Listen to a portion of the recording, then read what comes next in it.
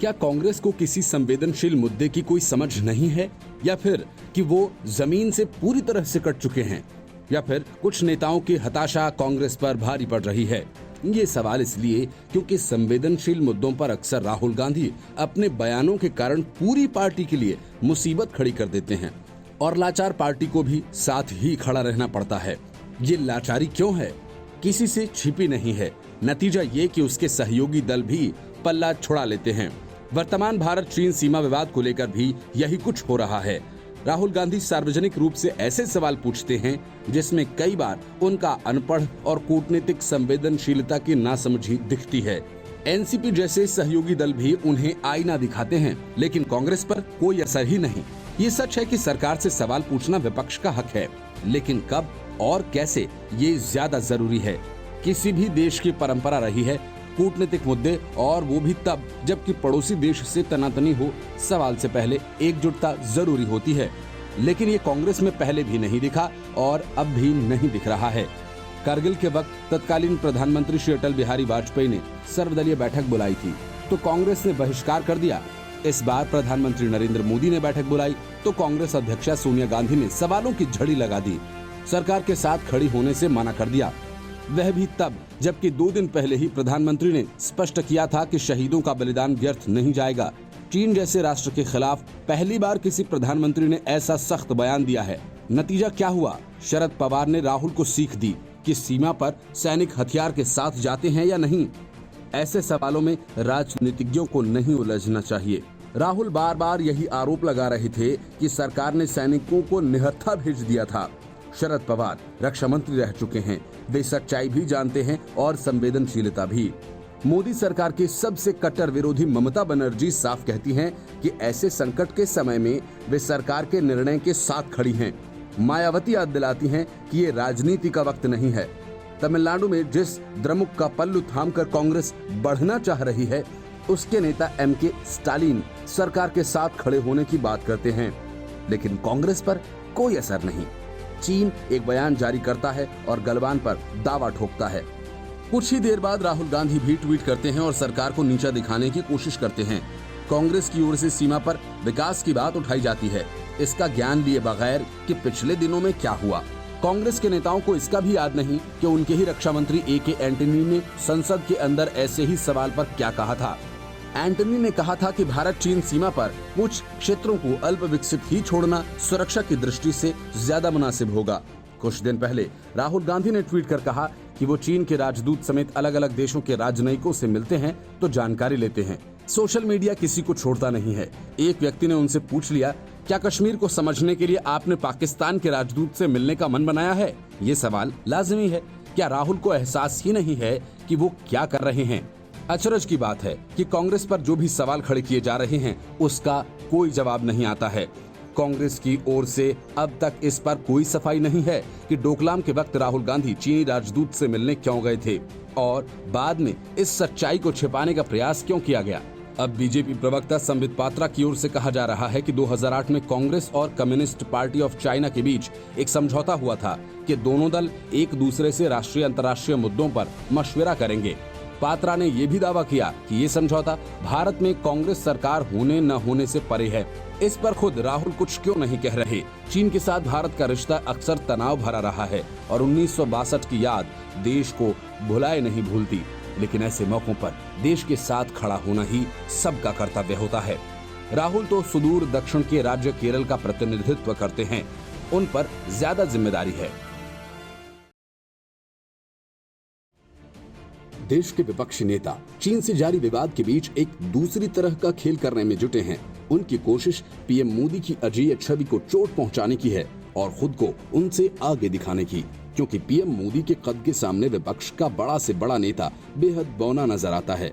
राहुल गांधी हो या सोनिया गांधी या फिर उद्धव, सबकी कोशिश यही है। इसके लिए चीन से जारी विवाद उनके लिए एक मौका है और राहुल गांधी से लेकर उद्धव ठाकरे तक सब इसे भुनाने में लगे हैं।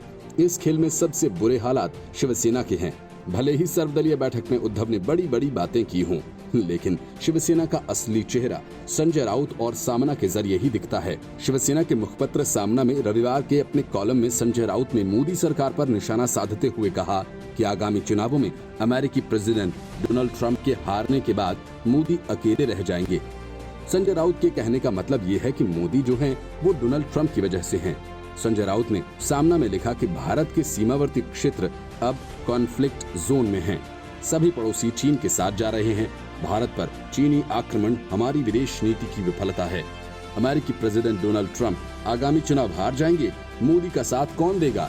चीन के हमले ने बाहुबली राजनीति की हवा ही निकाल दी है। संजय राउत ने कहा कि जब बराक ओबामा 55 साल के लंबे विवाद के बाद अमेरिकी प्रेसिडेंट के रूप में क्यूबा गए थे, तब क्यूबा के पूर्व प्रधानमंत्री फिदेल कास्त्रो ने कहा था कि क्यूबाई लोगों के लिए ओबामा का नया प्यार दिल का दौरा दे सकता है। शिवसेना सांसद ने कहा कि शी जिनपिंग की भारत यात्रा भी ऐसी ही थी, क्योंकि ये विश्वास करना कठिन था कि चीनी भारत के मित्र हो सकते हैं।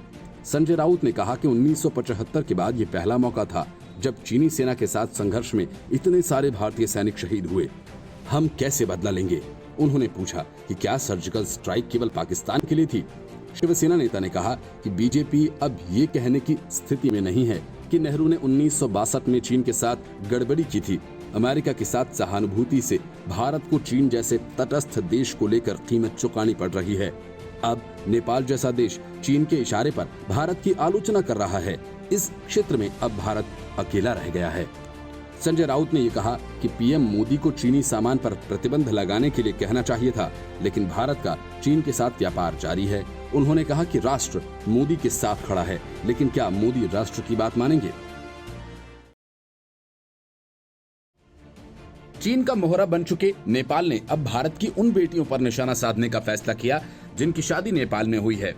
नेपाल की ओली सरकार ने नागरिकता कानून में बड़ा बदलाव करने का फैसला किया और भारतीय बेटियों पर निशाना साधा है। अब बहू बनकर नेपाल जाने वाली भारतीय बेटियों को वहां की नागरिकता के लिए 7 साल इंतजार करना होगा। नेपाल के गृह मंत्री राम बहादुर थापा ने ऐलान किया कि नागरिकता कानून में बदलाव का प्रस्ताव भारत को ध्यान में रखकर किया गया है। बदलाव के तहत जब कोई भारतीय लड़की नेपाली युवक से शादी करेगी तो उसके साथ 7 साल लगातार रहने के बाद ही नेपाल की नागरिकता मिलेगी। विवाद बढ़ने पर राम बहादुर थापा ने कहा कि इस नियम में कुछ अलग नहीं है। भारत भी विदेशी लड़कियों को किसी भारतीय से शादी करने के 7 साल बाद ही नागरिकता देता है। हमारा प्रस्ताव भी इसी आधार पर है। नेपाली गृह मंत्री राम बहादुर थापा ने दावा तो कर दिया है, भारत में नेपाल से बहू बनकर आने वाली बेटियों को 7 साल बाद नागरिकता दी जाती है, लेकिन हकीकत इसके एकदम विपरीत है।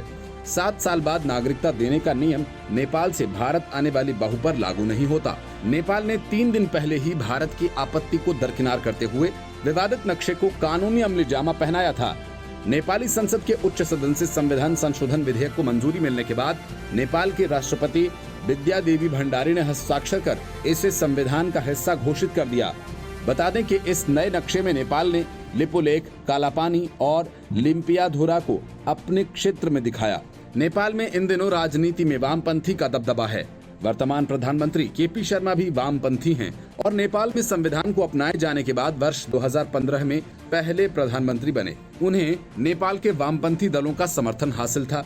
केपी शर्मा अपनी भारत विरोधी भावनाओं के लिए जाने जाते हैं। वर्ष 2015 में भारत के नाकेबंदी के बाद भी उन्होंने नेपाली संविधान में बदलाव नहीं किया और भारत के खिलाफ जवाबी कार्रवाई के लिए केपी शर्मा चीन की गोद में चले गए। नेपाल सरकार ने चीन के साथ एक डील की। इसके तहत चीन ने अपने पोर्ट को इस्तेमाल करने की इजाजत नेपाल को दे दी। भारतीय अधिकारी ने बताया कि नेपाल की सियासत पर इन दिनों माओवादी दलों का कब्जा है। वहां पुरानी पार्टी नेपाली कांग्रेस नेपथ्य में चली गई है और वाम दल पहाड़ी लोगों में भारत के खिलाफ दुष्प्रचार करने में लगे हुए हैं।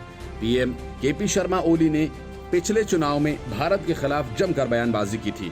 उन्होंने भारत का डर दिखाकर पहाड़ियों और अल्पसंख्यकों को एकजुट किया और सत्ता हासिल कर ली। भारत चीन सीमा विवाद पर तनाव के बहाने राहुल गांधी पीएम मोदी के खिलाफ लगातार हमलावर हैं और इस दौरान उनकी भाषा बेहद आपत्तिजनक और अमर्यादित होती है। अपने ताजा ट्वीट में उन्होंने पीएम मोदी को सरेंडर मोदी करार दिया। राहुल ने जापान टाइम्स में छपे एक ओपिनियन पीस को शेयर करते हुए ये टिप्पणी की। बीजेपी ने इस ट्वीट पर तीखी प्रतिक्रिया दी। पार्टी के राष्ट्रीय प्रवक्ता शाहनवाज हुसैन ने एक वीडियो जारी कर कहा कि राहुल गांधी मर्यादा तोड़ रहे हैं। कई बीजेपी नेताओं ने राहुल के इस ट्वीट को शर्मनाक करार दिया। हुसैन ने अपने वीडियो में कहा कि कांग्रेस पार्टी और उनके नेता राहुल गांधी मर्यादा तोड़ रहे हैं, देश का अपमान कर रहे हैं। भारत के प्रधानमंत्री नरेंद्र मोदी को सरेंडर मोदी कहना ये देश की जनता बर्दाश्त नहीं करेगी। जिस तरह की भाषा वो बोल रहे हैं, वैसी भाषा दुश्मन देश का नेता भी भारत के लिए नहीं बोल सकता। लेकिन शुरू से जब से चाइना और इंडिया के बीच तनाव पैदा हुआ है, कोई दिन ऐसा नहीं जब राहुल गांधी भारत और भारत के प्रधानमंत्री का अपमान न करते हों। जिस तरह की भाषा उन्होंने बोली है, उसके लिए उन्हें माफी मांगनी चाहिए, नहीं तो देश की जनता कांग्रेस को कभी क्षमा करने वाली नहीं है। असम सरकार में मंत्री हेमंत बिस्व शर्मा ने अपने ट्वीट में कहा कि राहुल गांधी आप इतने हताश हो गए हैं कि ठीक से लिख भी नहीं पा रहे और आत्मसमर्पण करना गांधी नेहरू परिवार का हॉलमार्क रहा है। 1962 में पंडित नेहरू ने असम को लगभग दे ही दिया था। जब चीनी सेना ने बोमदिला पर कब्जा किया तो नेहरू ने कहा, मेरा दिल असम के लोगों के लिए रोता है। शर्मनाक। बीजेपी की राष्ट्रीय प्रवक्ता मीनाक्षी लेखी ने कहा कि ट्विटर ने कई चीनी प्रोपेगेंडा हैंडल्स को बैन किया, लेकिन सबसे बड़ा वाला तो रह ही गया है। चीनी सोशल मीडिया ने पीएम मोदी के हैंडल को बैन किया और राहुल गांधी के हैंडल को छोड़ दिया। कंफ्यूजिंग। अकाली दल के मनजिंदर सिंह सिरसा ने तो बीजेपी नेताओं से भी एक कदम आगे निकलकर राहुल गांधी को चाइनीज गांधी बता दिया। वहीं बीजेपी सांसद राजीव चंद्रशेखर ने कहा कि 50 साल की उम्र पूरी करने के बाद इन्होंने ऑनलाइन ट्रोल होने की उपलब्धि हासिल कर ली है। बीजेपी प्रवक्ता गौरव भाटिया ने कहा कि राहुल गांधी असल में गद्दार गांधी हैं। अगर बीजेपी के प्रदेश अध्यक्ष सतीश पुनिया के आरोपों में दम है तो राज्यसभा चुनावों में कांग्रेस ने निर्दलीय विधायकों को वोट के बदले खदान और प्लॉट के साथ बहुत कुछ देने का वादा किया। तब जाकर कांग्रेस के उम्मीदवारों को निर्दलीय विधायकों का वोट मिल सका। कांग्रेस के 23 विधायकों पर सतीश पुनिया के लगाए आरोपों से राजस्थान की सियासत गर्मा गई है। निर्दलीय विधायक संयम लोढ़ा ने बीजेपी के प्रदेश अध्यक्ष सतीश पुनिया के खिलाफ विशेषाधिकार हनन प्रस्ताव प्रस्तुत किया है। संयम लोढ़ा ने सतीश पुनिया के दिए गए बयान, जिसमें राज्यसभा चुनाव के दौरान कांग्रेस के 23 विधायकों पर वोटिंग के लिए माइंस और रीको में प्लाट आवंटन के आरोप लगाए गए हैं।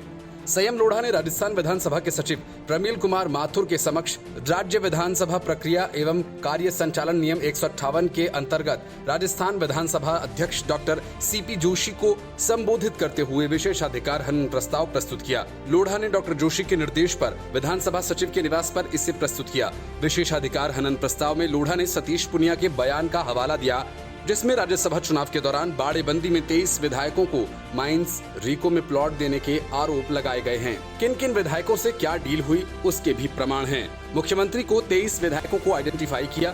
इन्हीं 23 विधायकों को खान और रीको के प्लॉट आवंटित हुए। लोढ़ा ने राज्य विधानसभा प्रक्रिया कार्य संचालन के नियम 158 के तहत दिए अपने नोटिस में ये कहा कि विधायक के रूप में विधानसभा की सार्वभौमिकता और प्रतिष्ठा बनाए रखना उनका कर्तव्य है। राज्य विधानसभा के 23 सदस्यों के खिलाफ बिना नाम जाहिर किए झूठे आरोप लगाए गए हैं। इससे राज्य विधानसभा की प्रतिष्ठा को कलंकित करने का प्रयास हुआ। लोढ़ा ने कहा कि मैं ऐसा समझता हूं कि पुनिया के आचरण से राज्य विधानसभा की छवि तार-तार हुई है। बिना किसी प्रमाण के सदस्यों के खिलाफ इस तरह के आरोप लगाना पूरी तरह से गलत है। अतः पुनिया ने अपने आचरण से राज्य विधानसभा और उनके सदस्यों के विशेषाधिकार का हनन किया। अपने नोटिस में राज्य विधानसभा प्रक्रिया एवं कार्य संचालन नियम 157, 158, 159 का उल्लेख किया गया। इसके साथ ही संसदीय इतिहास में विशेषाधिकार के संबंध के मामलों का विवरण एवं उनके निर्णय के प्रति भी उन्होंने संलग्न की है। बीजेपी प्रदेश अध्यक्ष सतीश पुनिया ने सवाल उठाते हुए कहा कि उनकी पार्टी ने तो ऐसी कोई कोशिश नहीं की, लेकिन सत्ताधारी पार्टी ने क्या किया और क्या नहीं, इसका खुलासा बीजेपी जल्द करेगी। पुनिया ने कहा कि बीजेपी लगातार सरकार के हर काम पर नजर बनाए हुए है और वे इसका खुलासा भी करेंगे। Bureau report, news of India.